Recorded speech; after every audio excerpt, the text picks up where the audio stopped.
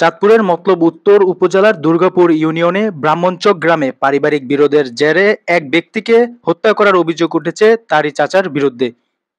উল্লেখ্য, বুধবার ৩০ জুলাই সকালে এ মর্মান্তিক ঘটনা ঘটে।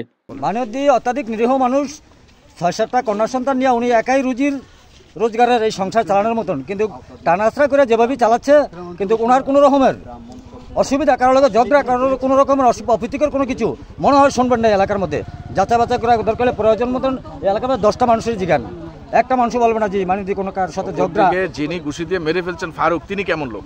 তিনি আগের থেকেই খারাপ লোক, তার অনেক রকমের ব্যাড রেকর্ড, এবং উনি গরু চুরি মরু চুরি নানান কাজে উনি জড়িত, এবং ওনারা এরকমও বলা হয়েছে এখান থেকে যে উনি দেশে থাকতে পারবে না।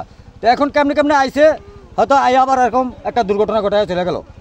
সেটার আপনারা তড়িৎ গতি ওনারে আইনের আওতায় আনের শাস্তি। কি ধরনের দুর্ঘটনা ঘটাইছে? কি ধরনের দুর্ঘটনা বলতে অ্যাটেম্প টু মার্ডার। ওই সাক্ষীটা কি আছে, যারা সাক্ষী আছে ওনার কাছে। এই ঘটনায় ফারুকের স্ত্রী মাফিয়া বেগমকে জিজ্ঞাসাবাদের জন্য আটক করা হয়েছে। বিষয়টি নিশ্চিত করেছেন মতলব উত্তর থানার officer in charge OC Mohammad Rabiul হক।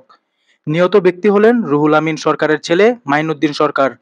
তিনি একজন ইলেকট্রিসিটি মিস্ত্রি ছিলেন এবং ব্রাহ্মণচক চৌরাস্তা মোড়ে ইলেকট্রিক ও ইলেকট্রনিক্স সরঞ্জাম, টিভি, রেডিও ও ঘড়ি মেরামতের একটি দোকান পরিচালনা করতেন।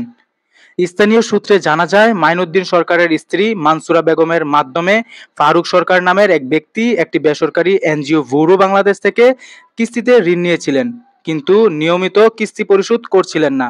এ নিয়ে বুধবার সকালে ব্রাহ্মণচক সড়কে মাইনুদ্দিন ফারুক সরকারের কিস্তি শোধের কথা বললে কথা কাটাকাটি শুরু হয়। এক পর্যায়ে ক্ষিপ্ত হয়ে চাচা ফারুক সরকার কিল ঘুষি মারলে মাইনুদ্দিন মাটিতে লুটিয়ে পড়ে। স্থানীয়রা তাৎক্ষণিকভাবে তাকে মতলব উত্তর উপজেলা স্বাস্থ্য কমপ্লেক্সে নিয়ে গেলে কর্তব্যরত চিকিৎসক মাইনুদ্দিনকে মৃত ঘোষণা করেন। এ ঘটনায় এলাকায় চরম উত্তেজনা বিরাজ করছে। খবর পেয়ে চাঁদপুর জেলার অতিরিক্ত police super Mohammad Lutfor Rahman, senior সহকারী police super Matlab circle Khairul Kabir এবং মতলব উত্তর থানার অফিসার ইনচার্জ মোহাম্মদ রবিউল হক ঘটনাস্থল পরিদর্শন করেন।